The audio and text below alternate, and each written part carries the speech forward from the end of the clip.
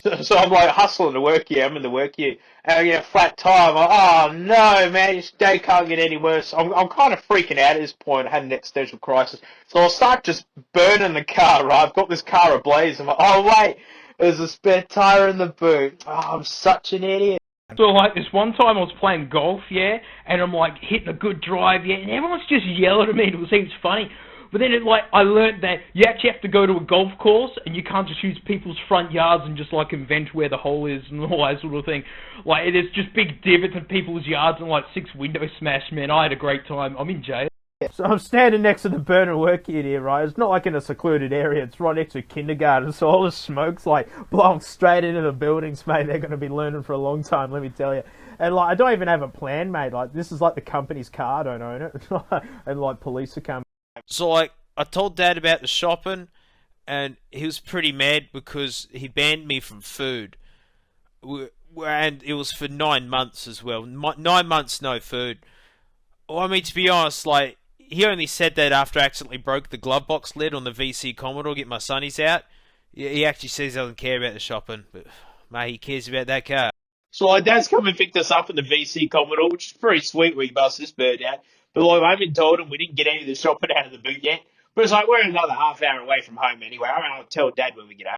So like, I've just run off, yeah, because like, all the flames and the smoke and like police are arriving, like, into kindergarten, and all the cans of Coke in the back are popping. Sounds like gunfire. The wildest thing, mate. All the kids ran out and they like just started attacking, man. I couldn't believe it. So I just used the fat kid as a weapon against the little kids, basically. Suffice to say that the bounty on my head is so high. I just might turn myself in for the money, to buy a new.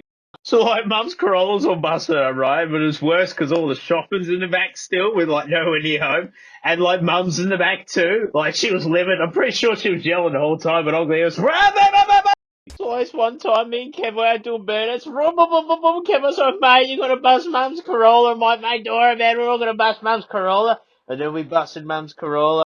So like, this one time I'm walking to school, yeah, and I get halfway there, I'm like, oh no, I left my school bag at home, like the dumbest thing, yeah. And so I'm hustling back, and it just totally hit me. I'm 48, and I'm like super late for work.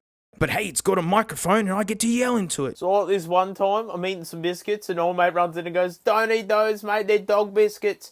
And I'm like freaking out because I thought they were made out of dogs. So I'm crying at this point. I'm going, is this Labrador flavoured? And he's like, no, mate, they're for dogs. They're not for you. And then I'm like, oh, that's all right. And I kept eating them.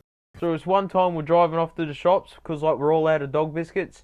And then like, we're 3 quarters away there and we realised that like, our dog died 3 years ago. And then it's kind of like dawned on me that like, those dog biscuits were 3 years old.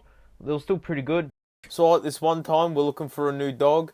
But then, like, Uncle Kevo hasn't had a job in a while, and he was kind of like, yo, how about I be your dog and you can hire me?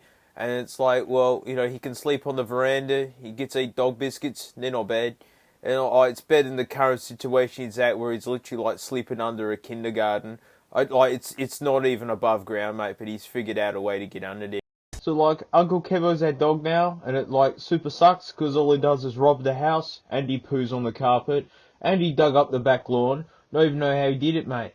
Well, actually, I mean, he borrowed the excavator from Bunnings, mate, because, like, he took all of our things and sold the money to rent the Bunnings excavator. But, no, it's going alright. I mean, hey, we all get dog biscuits now. Cause, mate, they have microphones for Coles, so I walk through traffic and I got some samples for you.